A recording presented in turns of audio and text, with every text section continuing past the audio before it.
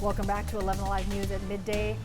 Weather is the big story today. A live look for you at noon, and where residents feeling that bitter cold air. A wintry weather advisory has been issued for parts of the metro. Meteorologist Chesney McNeil's been talking through it today. A lot of people curious about the timeline when they may or may not see snow where they live. Yeah, people have gone into work and they're thinking, okay, I'm gonna beat this system coming in, right? So they would have to leave by early afternoon if they don't want to see any of it coming down, right? Because people get caught up looking at the flakes saying, oh, right?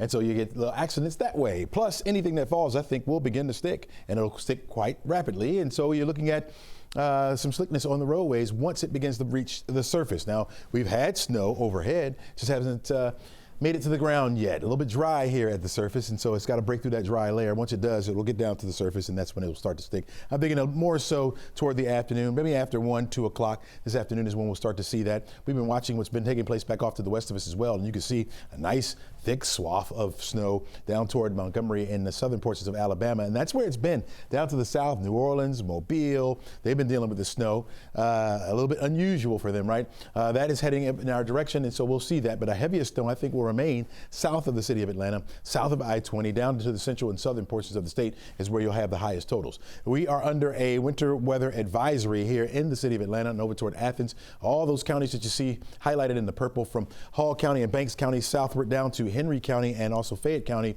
That's where we're looking at maybe up to an inch of snowfall, maybe a little bit more than that in some of the southern suburbs. Further down to the south, you see that pink area there from Macon all the way down to Valdosta and over toward Savannah is where we have the winter storm warnings. This is where we can see some higher amounts, maybe 3, 4 inches of snowfall, maybe up to 5 in some spots there. It's going to be a mess. You're looking at temperatures in the 20s right now. It's cold out there, and we have a little bit of a light wind going on, and so that light wind makes it feel, the 20s at least, feel like the teens. 12 up into Dalton, feels like 14 in George's Rome, feels like 19 right now in the city of Atlanta.